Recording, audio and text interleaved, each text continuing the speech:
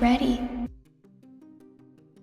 Signal 1 looks like another contained sci-fi thriller, a remote facility, a machine that can supposedly communicate with alien intelligence. A brilliant scientist brought in to help decode something humanity was never really supposed to understand. But once you dig into the trailer and the premise, this starts feeling like something much more dangerous. Not just a movie about first contact, a movie about the arrogance of assuming we are ready for it. At the center of the story is Isabelle Fuhrman as Annika, a gifted computer scientist recruited by technology billionaire Sam Houston. Played by Dennis Quaid, she is brought into an isolated compound where the real centerpiece is LITTLEMOUth, a machine designed to communicate with extraterrestrial intelligence. That alone is a great hook. The name sounds strange, invasive, and slightly wrong, which is exactly what you want from a device at the center of a sci-fi thriller. It does not sound clean or comforting.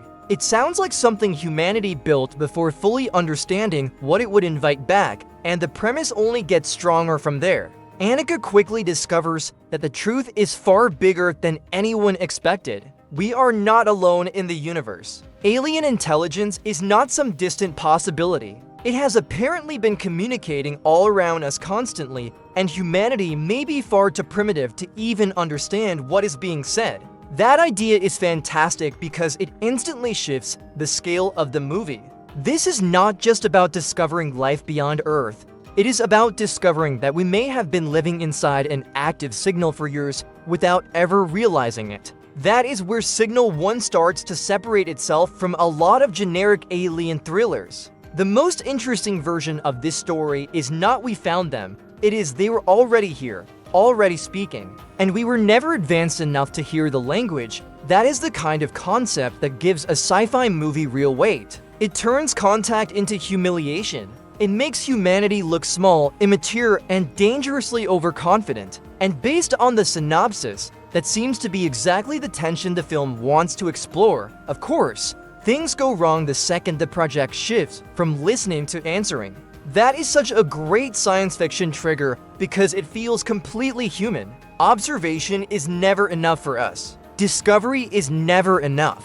The moment we believe we are hearing something bigger than ourselves, our instinct is to respond, to control, to test, to push. And in Signal 1, that decision apparently sends the entire operation into chaos. Contact has consequences. That line alone tells me the movie understands one of the oldest truths in good sci-fi. Knowledge is rarely dangerous because it exists. It becomes dangerous because of what people do with it. That is also why the cast matters here. Isabelle Fuhrman is a really smart choice for a role like Annika. She can carry intelligence, emotional strain, and unease at the same time, which is exactly what this kind of story needs. Annika cannot just be the brilliant exposition machine. She has to feel like someone whose worldview is being dismantled in real time. Josh Hutcherson reuniting with Fuhrman gives the film an extra layer of interest for obvious reasons, especially for audiences who remember seeing them together years ago in The Hunger Games.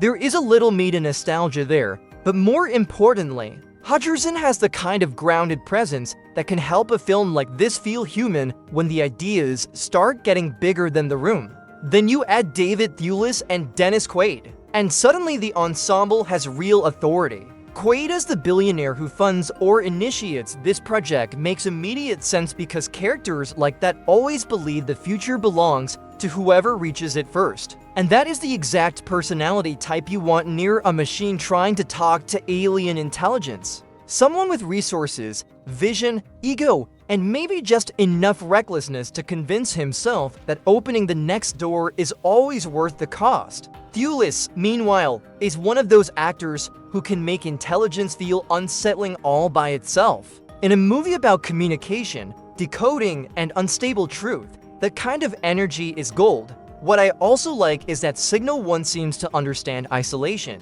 A remote facility is not a new idea in science fiction, but it works because it creates pressure. It turns knowledge into confinement. The farther these characters get from ordinary life, the more vulnerable they become to obsession, paranoia, and the fear that whatever they are speaking to may already know them better than they know themselves. The best version of this movie uses the location not just as a backdrop, but as a psychological trap, a place where the outside world grows distant while the signal becomes everything.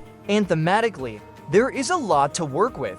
The idea that alien intelligence is constantly communicating around us, while we remain too primitive to understand it, is both awe-inspiring and crushing. It suggests the universe is not empty, but alive with meaning we cannot access. That is a beautiful and terrifying thought. It also creates a great philosophical tension inside the movie. If you realize you are surrounded by intelligence beyond your understanding, does that make you feel wonder? Or insignificance? Do you become curious? Or defensive? The best science fiction always forces humanity to confront its own scale, and Signal 1 looks like it is trying to do exactly that.